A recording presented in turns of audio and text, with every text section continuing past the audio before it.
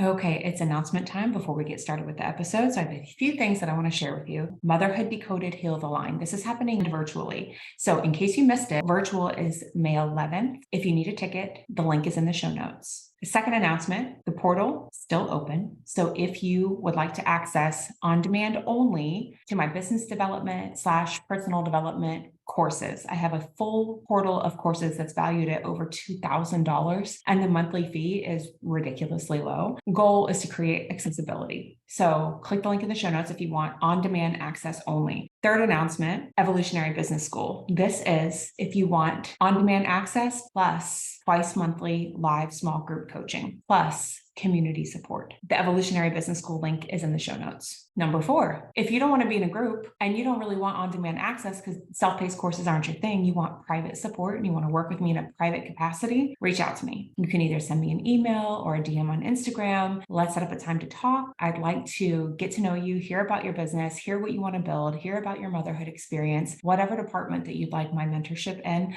Let's talk about it. We'll see if it's a good fit and how I can best support you. Number 5, really freaking exciting. I'm turning 40 this week, my 40th birthday, May 4th. And in honor of my birthday, I asked for a gift. The gift that I asked for that I'm still going to ask for, but now I'm going to add a little something sweet for you because I want to celebrate you on my birthday too. If you listen to this podcast, if you watch it on YouTube or anywhere that you absorb, consume this material, can you rate and review the podcast? So you rate where there's like stars, I believe, like on Apple Podcasts, and then you'd write a review and share to your stories. Now, if you do those things, you can do them just for funsies. But if you'd like a special gift, I'd like to gift you something. To get the gift, you have to take a screenshot of the share or tag me and screenshot it. You have to email me your screenshots. Email me the screenshot of the rate and review. Email me the screenshot of where you shared the podcast. It could be on your stories. It could be on your feed. It could be on your personal Facebook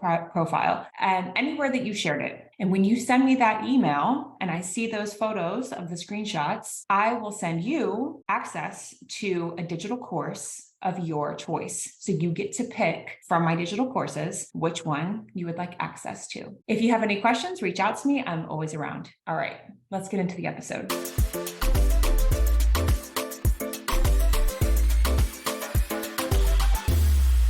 All right, everyone, welcome. This is AmyLee. I am really excited to introduce her to you and for us to hear more of her story.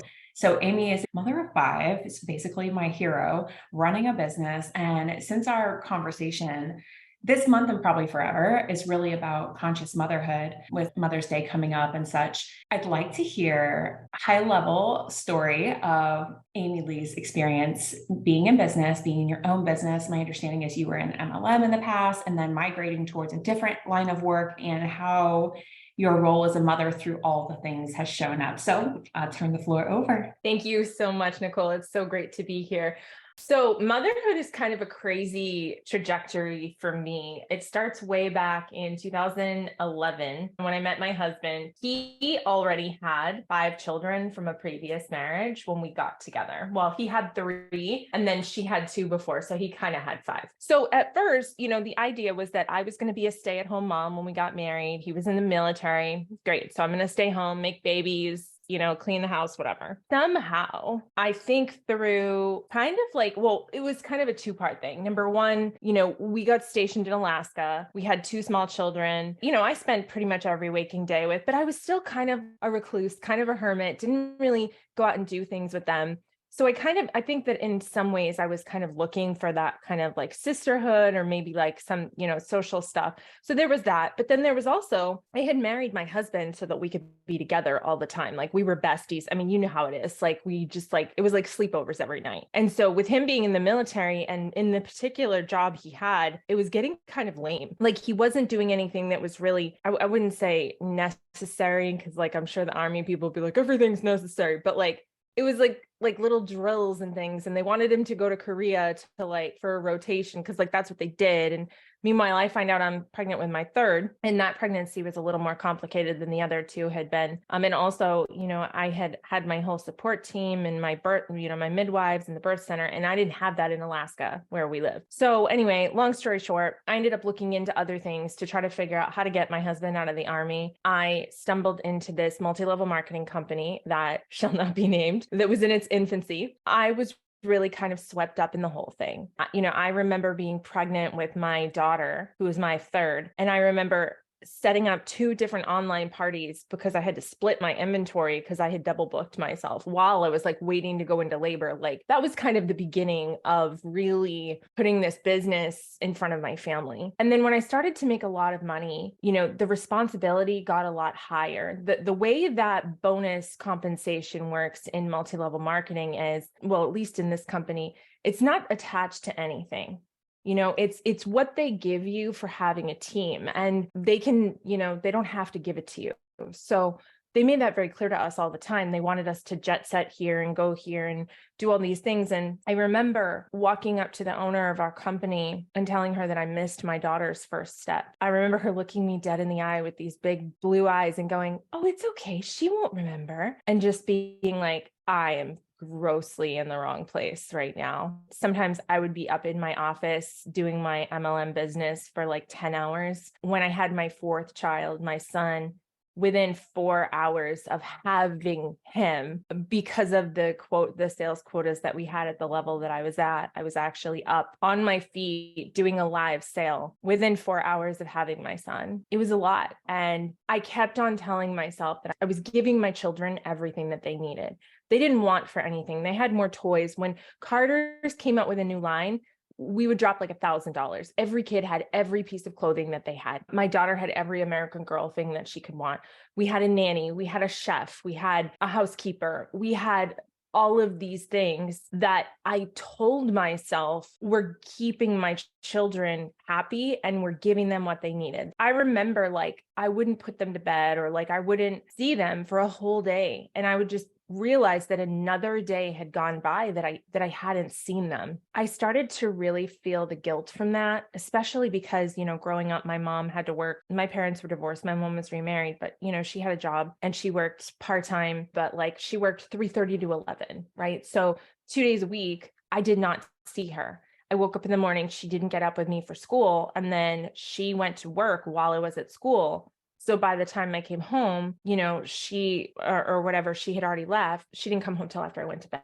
It was kind of reminiscent of that. And I was just kind of watching them grow up and seeing, their little personalities bud and not really getting to be there for that. Then, the au pair would send me pictures of them doing cute things, but I just really missed out on it myself. And that really ate away at me. And, the lack of attention to family from a company that espoused family values was very alarming. One of the things that some of these companies, not all of them, because I work with folks who are in MLMs that are not this way, but this one was, they get you to this point where you're so dependent on the high level of income that you couldn't leave if you tried. We were at this level where we were making all this money, but we had all these bills. And then on top of that, we had an IRS bill come in, and luckily that was taken care of and we fixed that. But all these things that were happening that were keeping us in, like, it went from, oh, this is a nice to have, to like, you don't have the luxury of making less than $20,000 a month, considering all of your expenses. And it got to the point where it was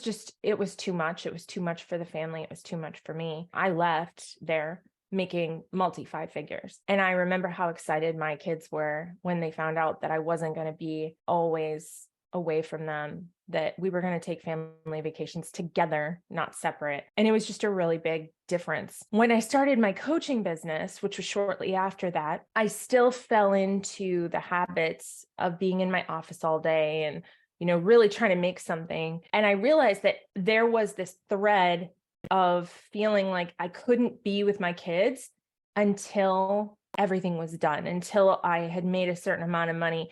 that because we weren't in the financial position we'd been in before, I always had to be available and ready, which meant I always had to have my phone in case somebody messaged me, maybe they want coaching, maybe, whatever it was, because we were in such a volatile place. And then I finally figured out that was going to be the case no matter what, like no matter how much money we made or how successful, if I kept that going, that was going to be the way it was. And I had to change something. So I did. I really tried hard to make a conscious effort at first to just kind of get to know my kids again, to know things about them, to have them want to snuggle with me, to not see me as like, the dad, like, or the person that, the person that lives in the house that they don't really see. And that took some time for them to trust me, for them to kind of feel like they could get to know me. One of the cool byproducts of that, I think, is that in being more of a mother to them, specifically my 10-year-old, my daughter, I feel like the little me heals so much. The more I give to her, the more I feel like I'm giving to my younger self. And so it continues to be a journey. I noticed even just recently that I don't really talk about my kids in my content. And I think for a long time, I thought that it was because I was trying to protect them because of social media and all these things. And that was the story I told myself. But I also recognized that I was trying to fit into a paradigm, a persona of a woman who's this like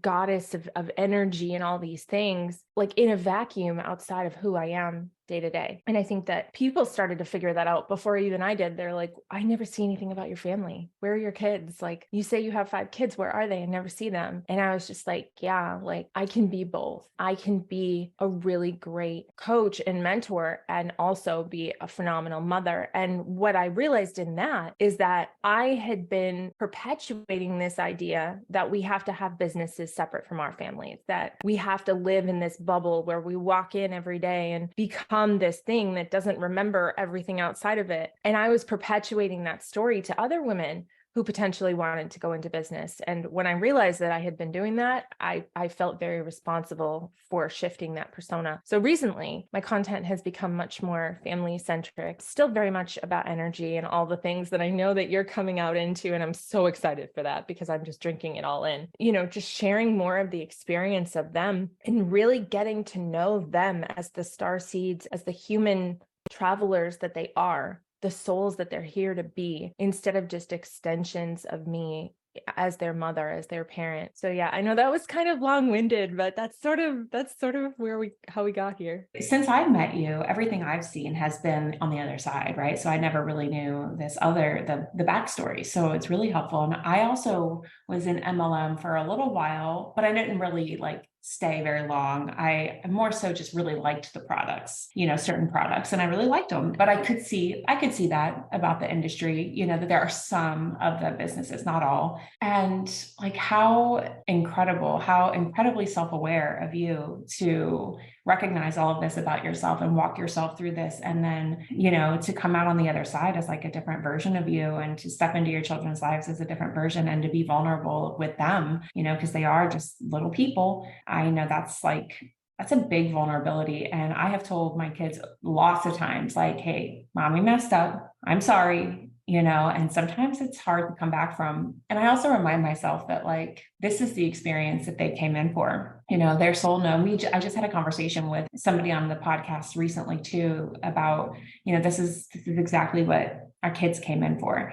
You are exactly who they came in to have this experience with. And that brings me a lot of comfort when I look back on moments where I was like, I didn't love that I acted that way, or I didn't love that I was that way. And something you were saying about putting your work first and hardly seeing your kids, I had one of those moments too, that solidarity, because a nanny, actually, our nanny, when we lived in Chicago is a major working city. Tampa, I live in Tampa, and Tampa is too, don't get me wrong, but the nanny we worked for in Chicago, she was incredible. I think she listens to the podcast. So hi, Addie. I adore her. But I remember her telling me one time when my second baby was really little that we were just having a conversation about how much she was nannying these other families, because she was more like my mother's helper. She was with us a couple hours a day, something like that. I was like, my God, do they see their kids? Generally speaking, nannies in Chicago and big cities, they're there from eyes open to eyes closed. And she's like, I spend a lot more time with the kids and the parents do a lot of the time. And it just like, it crushed me because I thought, my gosh, that's a real thing. Like people really do that, and not just you, like you said, not be the dad in the house. Cause I think that's kind of what our generation, that's what we saw was like generally the dads would be out of the house, but now it's not just that, it's the moms too. And I had one of those moments of like, that was around the time that I ended up leaving my job where I was like, okay, I don't want that. Like, I don't want to miss things. My second was only like 3 months old and I was going back to work from maternity leave. And I'm like, I can't do it. Like, even though I'm going to be in the basement and she's going to be up there, I'm missing like everything. I couldn't do it either. And this is like, I know we're centering this conversation around conscious motherhood, but like I'm with you. And I feel like a lot of the mothers of our generation are kind of activating and waking up into conscious motherhood. And so now you homeschool. I have a question. Like, so now you homeschool all the kids. Is that correct? Yeah, we had always intended on homeschooling. It's just that they weren't old enough yet. So in the state of Georgia, the compulsory education age is 6.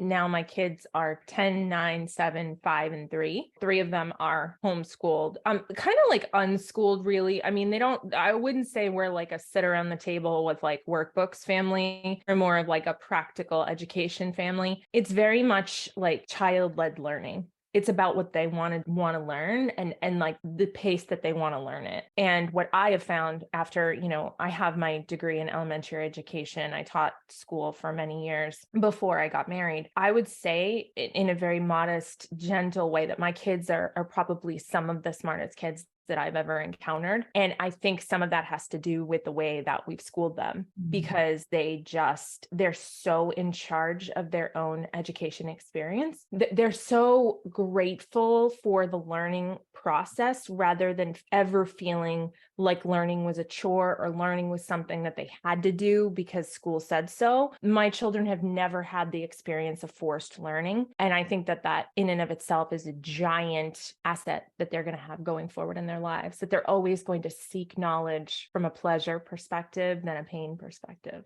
So I know you're into, even if it's just like for funsies, human design. Do you pull your kids' design charts, I guess, and parent them accordingly and adjust how you teach them or how your husband, how the both of you approach their teaching style and learning styles, I should say? Yeah, absolutely. Human design plays a really big role in our family. I didn't touch on this before, but I just will really quick if you're counting kids. Our 3-year-old has a genetic disorder. So he is 3. He doesn't sit up. He doesn't talk. He doesn't do, he's still in diapers, all those things. And so he is on a very different learning curve than the other children are. Like last night, he was sitting up with his hands down and it was like the best thing ever. Like I was so excited. But the other 4, so my 5-year-old, he is a manifesting generator. So 3 of the children are 6-2s. One of those is a projector and the other 2 are manifesting generators.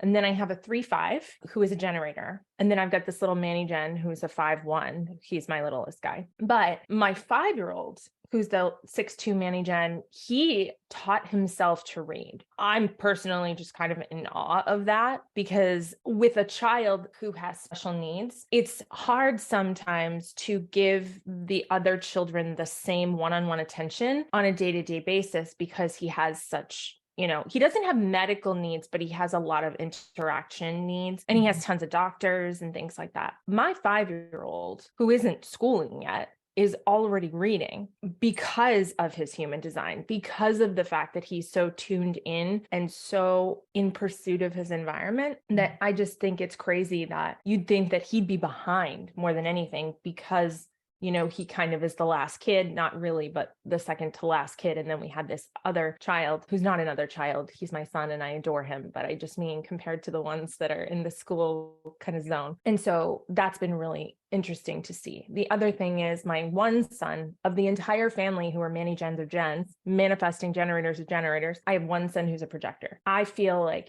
his needs and his projector self is something that the family really focuses on. Last summer, we did a thing where each month we learned about one of the children's human design as a family, how the family could best support that family member. So one of the things about him is he's just constantly having his energy like revved up, but he doesn't make any energy for himself. So he needs like a lot more downtime. If you didn't know anything about human design, you'd be like, he has ADD.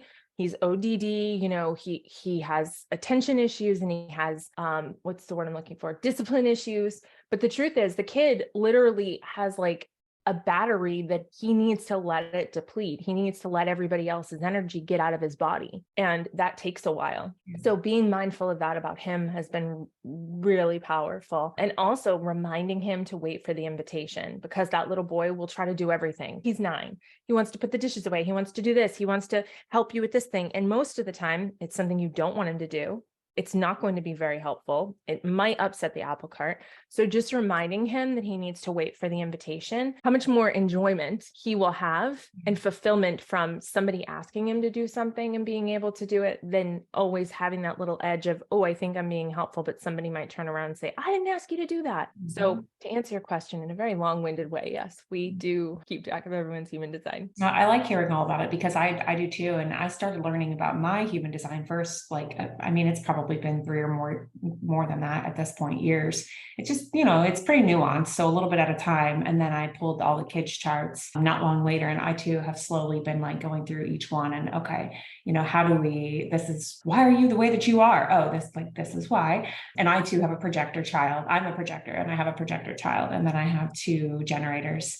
It has been really interesting. I like the idea of giving it a month each to really like explore one. Like this summer, that would be ideal because we have 3 months of summer. I think homeschool, a little bit different, but we have 3 months of summer. So maybe that would be something we can do here. I really like finding ways to just double down on seeing and recognizing my projector, because as a fellow projector, I feel like, I don't know, I can imagine for him what that must feel like as a little kid. It's one of the things, like you said, the more that you're working with your daughter and doing having these experiences, you're healing a little version of you. And I feel like that's sometimes what I'm doing with my son, because the little projector in me, people around me, we didn't know that, nobody knew that in the 80s and the 90s, it was just coming out. So like most people didn't know about it, and they wouldn't have known that like doubling down on recognition is like glory to me. And so I do that with him, and I've tested out different things. Like I like to soundboard. I like to talk. And so hence I'm on the podcast, right? But I've let him take my phone sometimes, and I turn on Otter for him, the transcription app. And I'm like, hey, why don't you practice? Like, why don't you tell a story into the app and just talk, like just soundboard. And,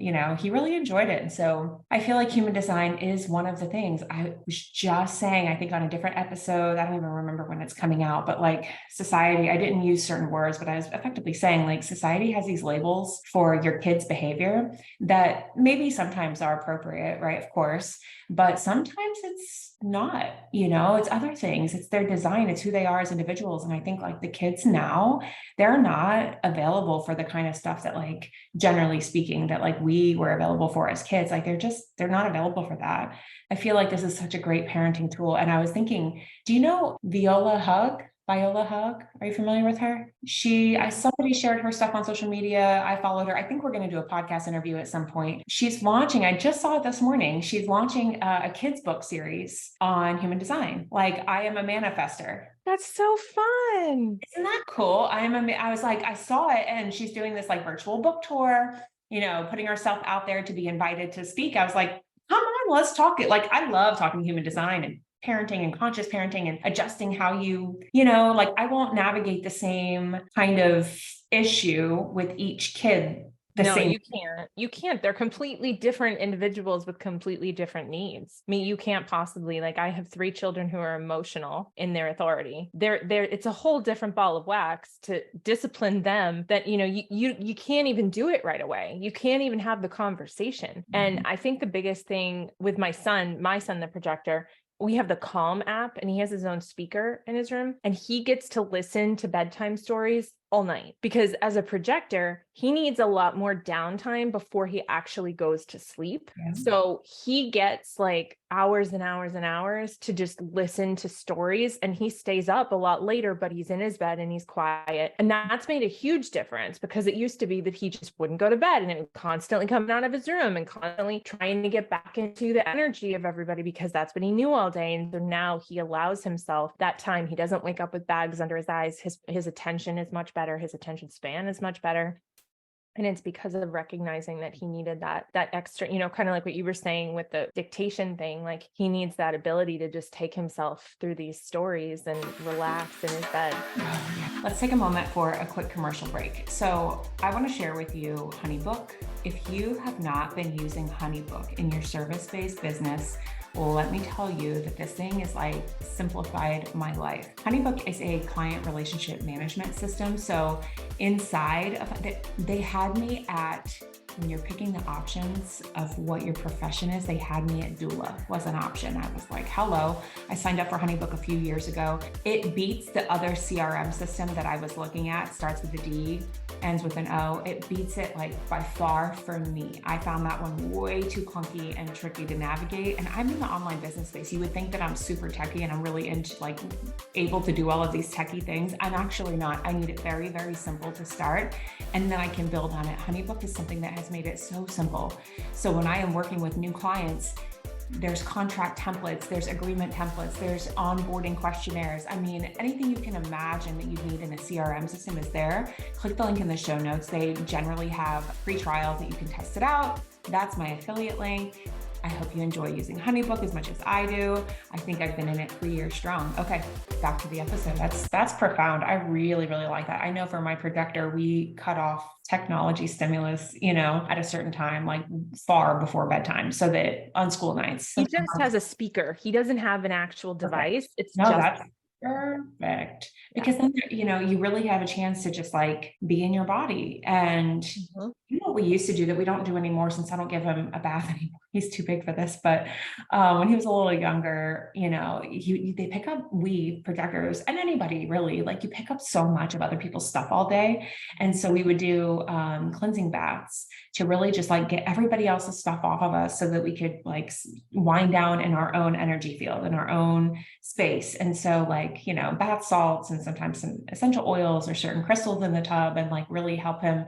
So he started to ask for that at one point. He was like, I want to take an energy bath. I want to take a cleansing bath and get everybody off of me. But yeah. So we haven't done that lately, but he's a little older now. And sometimes, I don't know, it's interesting. I'll just say that it's interesting having like one projector, as you know, and others that are generators or mani-gens. Like, he's the only one in the whole house. Like all of us are gens or mani-gens. And then there's William, and he is literally the only projector. I have an emotional authority child too. And that has been interesting because I don't have emotional authority. And I see that and I'm like, this is different, like this is something to explore. And I do feel like I've become a better mom at learning how to hold her through that. It's challenged me big. Have you read the book, Parenting the Child You Have? No. So I highly recommend it. It's all about human design. And one of the cool things is that it talks about your child's human design, but it also talks about you and your type in relation to each of your children. So it's like the projector with a manifesting generator child, the manifesting generator with a projector child. So it gives you that like combination so you can kind of see the interaction, not just about how that child interacts. And I found that book really helpful. Oh, that's really good. I've heard of that book so many times and I didn't realize it talks human design. Yeah, no one would. I mean, it doesn't even say it in the title, but yeah, it's called Parenting the Child You Have. And forgive me, I don't know who wrote it. Okay.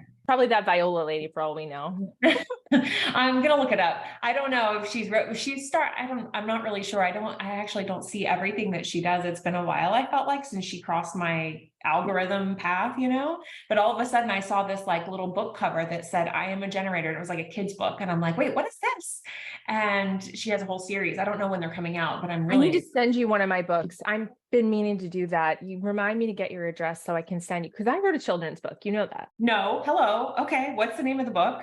So it's called The Colors Inside of Me. And it's about a little panda. And he has in his class, they have an art class, and they're like, okay, the teacher's like, draw the colors of, draw yourself. And he's like, all I am is black and white. And the teacher's like, do you even know like all of the colors exist inside of black and white? And so each of his classmates tell him about a color that they see in him and like a quality that goes along with it. And then there's like this whole like section, like there's this whole one page where like all the colors are in a line with the chakras, but like low key, because like my publisher is like very Christian. So and then It's just really good. So I want to make a whole series of it, but the next one's going to be about gratitude. So I'm super excited. But it was my answer to, I've always been very inspired by the Martin Luther King Jr. quote, where he talks about children will be judged by the color of their skin, but by the content of their character, right? That always was so profound for me. And so taking this panda who's part Black, part white, because those are the colors that he is, and recognizing the spectrum of other things that exist inside of him, I think is really powerful. That children, who they are and the acts that they do are so much more important than the way that they present. Case in point, I think I told you this, we found out that my husband's grandmother was actually, Nigerian. And so all of a sudden we found out that my husband is part Black, which means my children are part Black. And like, we had no idea, but not that it would have ever made a difference or anything, but now like understanding that is part of their lineage, like it just made this book mean even more to me, because you have so many different cultures and traditions and histories and lineages inside of you that you don't even know about, that make you who you are, that give you the personality and the qualities that you have. So yes, so it's available on like all the things. It's got, Amazon, and it's on Target and all that. It won an honorary whatever book award, and it was a bestseller and all the things. So you're just like casually dropping that, like, oh yeah, I'm not, I have the book. That's incredible. And of course you were led to write this book, given, okay, so there's your husband's lineage, but then also like, I'm pretty sure you not necessarily that you'd agree with me on every piece, but like that you would get what I'm saying here, that there's also like your past life lineage that's in your DNA too, yeah, right? So absolutely. like, and that could be all kinds of stuff that's not even necessarily like directly related to this person's lineage. So true. Yeah, absolutely. And I think that was kind of my inspiration in writing the book, is like, because there's different conversations. Obviously there's the conversation that happened during Martin Luther King's time, but then there's also the conversation of children being told that they're bad because they're white, that they we're slave owners or whatever. And I'm like, hi, I'm from New England. We didn't have slaves, and no one in, my lineage goes back to Ireland and we never had them. So the idea that children can be judged based on the color of their skin, it really goes both ways. And it's like, what if we just let them be the person that they are? And what if the only thing we judge them by is what they actually do, the content of their character, rather than the way that they look? So I thought it was a very full circle moment. Excited to get the book. I wrote it down because I want to order it and share it with the kids. Like my girls, especially. My son is into reading, but he's into like goofy books. He's a 9-year-old boy, so he likes these really goofy books. Our boys would be like besties, because I have a 9-year-old boy too. He's such a goofball. It's pretty funny. He has a really good sense of humor, but some of the stuff that I can't even say it, but. And we live close enough. We could totally do a meetup too. I know. Yeah. You're not that far, but the girls are really into like, they're still into like kids books, they're really into kids books. So this is optimal timing. Okay. And then the other thing I was thinking about asking too is, now you've transitioned, right? So going all the way back to the first thing we talked about, how you were in this big MLM career, you transitioned, you started a coaching practice. I assume like the spirituality and your connection to source and all of the gifts that you bring out now kind of were cultivating along the way. And now I'm like, okay, so where are you at now in terms of what you're doing, how you are, like, how do you decide what of the balls that you're juggling are glass and what are plastic? You're a mom of 5, you're running a business, you're channeling, you're connecting to all these things. Like, I don't want to say balance, because I sometimes don't love that word, but like, how do you decide which balls are glass? Being the sacred generator that I am, a lot of it is by feel. I think bringing it back to this human design thing, I don't know if you heard this, but like I low-key had my human design wrong for a really long time. I thought I was a 5-1 and I'm actually a 5-2. So the way you feel about your projector and kind of how that's like your blanket of like, ooh, I get to be like, I get the 2 now. And the 2 is all about like the hermit and like receding into yourself and your natural gifts. And so I have been kind of feeling like a broken 5-1 for a really long time. Like, why can't I just do this? This is supposed to be my nature. This is what, I was meant to be, going back to when I was a child, and I just don't seem to be able to do it. And now I'm coming into this place where it's like, no, you don't have to do anything. By virtue of just showing up as who you are, like that's your gift, right? And so having 3 children who are 6-2s and my husband's a 2-4, there's a lot of 2 energy in this family. It's really important that I start to master that aspect of myself so that I can share that with them. because they could very well end up in a situation like me where they're like, I have to figure it out. I have to figure it out. I have to figure it out. And it's like, no, first of all, you're not going to until you're like 59, number one. And number two, you know, it's okay that you just want your alone time, that you just want to play in your, like those kids, they like to play in their rooms or they like to play outside. They're not very collaborative people. So to answer your question, you know, I think the biggest thing for me right now is just to get comfortable with who I am as myself, but also like who I am as their mother, but not overlapping each other. Like there have to be space for both, right? So where you're saying balance, I think it's more like alignment. So as a two, I need a lot of alone time. And so my kids know, like one of my daughters, she's very, very needy. I love her to pieces, but like I wrote a whole post about her. I'll have to tag you in it, where she just needs love all the time. She needs that validation. So every morning at 9:45, I have an alarm that goes off and I go up to her room and I say good morning to her before I do anything else. Like before I have any of my morning routine, the rest of the kids don't need that. So I don't go say good morning to everybody before I do my morning routine, but that one needs it. So she gets a good morning before I do my morning journaling, before I do all these things. The other kids don't, and they're okay with that, right? But they have other things. And so like my son, like he likes to listen to his calm stuff in the evening. And so I will go in to say goodnight to him a lot later than I say goodnight to them. So like all of these pieces kind of fit together. Yesterday was my day off, or was it? No, Saturday. And the kids knew like mom doesn't want to be bothered. Mom's just going to be in her room with the air conditioning, watching TV, you know, making trailers for her Oracle readings or whatever. And their dad has days like that too. Just recognizing as long as everything has a place, it's not how many times a week we're doing this. Is it time for this? Does it feel in my body like I need to do this? Then I do this. Does that make sense? So you're letting your sacral guide you, which is ideal. Yeah. Yeah. And then adjusting parenting accordingly and just being everything you're saying about two really, I have a daughter who has a two line, and that's a thing. And if I didn't really speak the language of human design, I didn't really understand it. You know, I would think like that what she's doing is Like antisocial. yeah, rude or inappropriate. You know, we've had like, you know, she just gets up and leaves. When she's done, she gets up and leaves. And now I'm so grateful for gifts like understanding it, because now I'm like, she's fine. When she's ready, she'll come back. And she has a self-awareness that after school on certain days, she'll say, Mommy, this was a lot of people today. I just need to go be by myself. And I'm like, fair. So when we get home, she does. She'll go up to the plate almost every day when we get home. She wants to go and be in her room by herself, drawing or coloring or reading or just laying there. Sometimes I go up and she's just like, one day she's laying on the sofa. No one was home. I think it was just me and her. And she was laying on the sofa. And I thought, is she sleeping? And I wandered over there. I was like, honey, what are you doing? She's like, I'm trying to meditate, Mom. And she just wanted to like be solo, you know, and we've had play dates, you know, where we're all in the backyard and the kids are doing something naked in art and craft. I'm like, where is she? And I'm like, where is she? Just left. She got up and left the space and her friends are there. And she just like, she's done. And so it's a beautiful thing to like, I can imagine as her, like to feel like, okay, my mom gets it. And her teacher, you know, her teacher this year, I really love this. She has like a mindful chair. And so when my daughter feels in school, like I need a moment, you know, she can go sit in this chair and like just have her time. And I really, really, really appreciate that. And it doesn't mean anything about anybody or anything. It just, that's what she needs. And she knows her needs. And I just feel like what a gift for our kids and for us to like understand them on a deeper level. So, and thank you for sharing all the things and like allowing me to go in all these random directions, because it's all, I feel like really helpful and really important.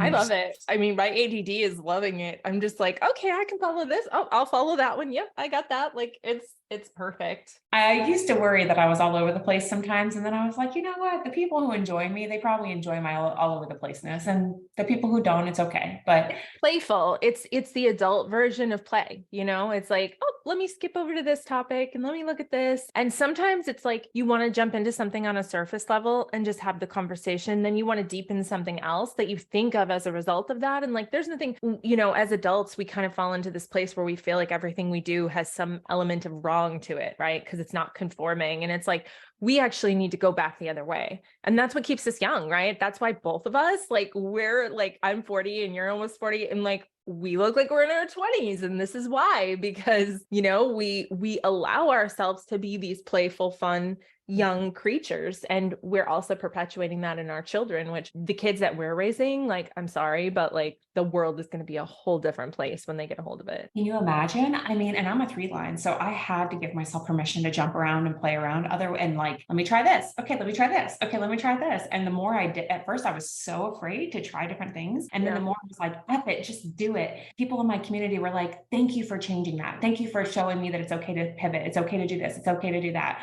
So I was like, oh, a great side effect of allowing yourself to change is like whoever's watching feels permission. So your 6 lines that are not yet 30 years old are perhaps experiencing that too, right? Like they navigate the world like a 3 until what I think it's 30 is the age where you like it's like 29 is like what, or 29, 30, the I can't think of it, the Saturn return or something, or your first Saturn is when you go on the roof. And then after that, I think it's like 59, they come back down. Yeah. So it's like, yeah, agree. I like the freedom to play and have fun and just talk about things. Cause like, I get so bored with putting everything into a box, even though I know the digital marketing space tells you like niche, niche, niche, niche. And I just like, I reached a point a little over a year ago. I was like, oh my God, I'm like suffocated by these boxes. So yeah, well, that's the big thing with, that human design is the study of differentiation, because, and you talked about it too, with the children that have ADHD and these, things, it's all homogenization, and it's an economic tool, because it's like, the more people we can convince that this is what they want, the less money we have to make making a bunch of them. So I always like to use the blend jet as an example. The blend jet comes in like 50 million colors, right? You can get a blend jet in camo, you can get Lisa Frank, you can get blue, green, purple, whatever. And you have this illusion of choice. But at the end of the day, they've got a bunch of plain white blend jets in a factory that they spent XYZ on buying this many units. And then at the very end of it, they paint it for you to give you the illusion that you're having something different. So the world is all about homogenization. It's all about putting a whole bunch of people, well, they're all women. Well, they're all Scorpios. Well, they're all this. Well, they're all that, and putting people into compartments, kind of like the way they did with school lunches. Remember when they would make like a vat of like American chop suey, and it's like they put more pasta in it than like God himself could possibly have, and it was like they made this giant batch and this giant thing, and it was economical, to make more money, to cut costs, tries to be economical, tries to homogenize. And it's up to us to kind of step out and say, yes, these things are all exactly the same between the two of us, but here's 3 things that are different. Like even among 2, 3, 5 manifesting generators, they're going to have different gates, they're going to have different channels, they're going to have different arrows, they're going to have different primary health systems, all just within human design. You can have 2 women that are 40 years old, and one of them has had a hysterectomy and one hasn't, and one, like, there's so many different components. And I think that it's really important for you and I to be stewards of this differentiation, and to really let our children know that they get to be different too. And sometimes there isn't going to be a keychain for them. My daughter Evane, I don't think she'll ever see her name in print anywhere unless we write it or put it on a cake. And that's okay. And my son, William, he's probably going to be one of 55 Williams in a space. And that's okay too. You know what I mean? So I think that's really kind of the lesson, if there was one, is just that people like you and me need to let these kids know that just because you don't see somewhere that validates that you get to be who you are your own source of validation. That's really, really helpful for everybody listening too, because a lot of my community, almost all my community, are parents. There's a lot of birth workers. There's a lot of people who are on the front lines of like the new little people being born.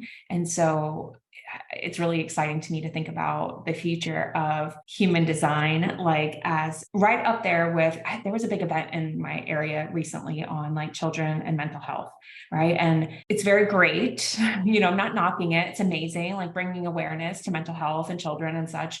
And I'm really excited for the day when those big mainstream platforms are talking about human design as a tool for parenting. You know what I mean? Oh, 100%. And I think it's going to be the new internet. Like, I think people are going to ask for it on resumes. I mean, the thing is, it can't be argued with, because it's not like the MBTI where, you could have a bad day and put the the wrong answers on there, like, or not wrong, but like the way you don't really feel, but you do in this moment. Human design is based on your birth time. So, I mean, it's very reliable, I think. And I have done so many human design readings, probably hundreds. I don't know that I've ever come across anyone who's just looked me dead in the eye and said, yeah, this doesn't describe me. Like, none of this is me. They're literally like drooling over the information. And I don't think that's an accident. No, and projector, like to any of the projectors in the crowd, when you start to learn more about your projectedness, you're like, this is what was inside that felt like such a disconnect, right? Because this isn't a projector world,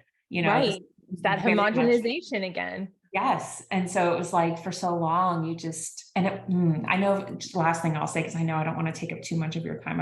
I'm over. Oh my God, we could totally like speak for like hours, you and me.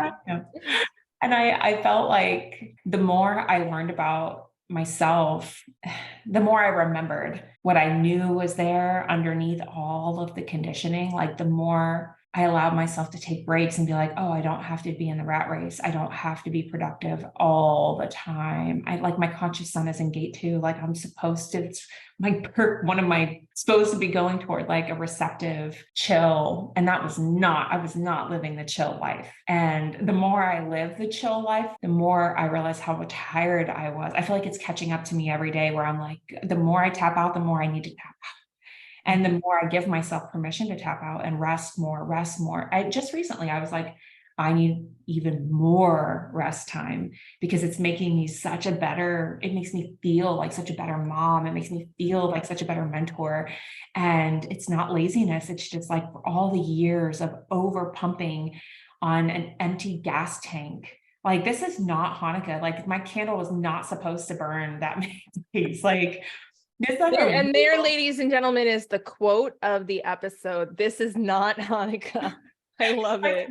I'm a real human being. Like I am a real projector who gets real tired. And one of the reasons, like my daughter, who's a 2, but she's a generator, like sometimes it's just so easy to hermit with her because she has that natural inclination to want to hermit. I'm a projector, so I have a natural inclination to like, I'll lay down and chill while she's hermiting. And I'm like, but everything has its own alignment, like you were saying. So I guess to wrap it all up, anybody who's listening, if you're new to human design or to building a business, and a lot of people listening are entrepreneurs and are accidental entrepreneurs, like I have this passion and this thing, but like, I hope that hearing AmyLee's story gives you some inspiration and some hope and something to take and go learn if you're a 1 line and all the things. And yeah, thank you. Thank you so much for hanging out with me. Oh, it was my pleasure. I had so much fun. We'll have to do it again. And you need to come on mine. Oh yeah. Okay. For sure. Absolutely. I'll send it to you. Thank you. All right, love. Have a good day. Okay.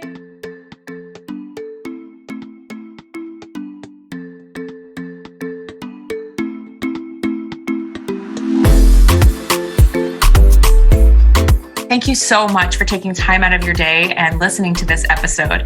I hope you enjoyed it. I hope you found value in what I'm sharing here.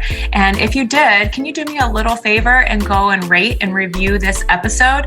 I will share a link in the show notes so that it's really easy to rate and review this podcast. It would mean a lot to me as this is truly a passion project. Have a beautiful day, and I will see you next week.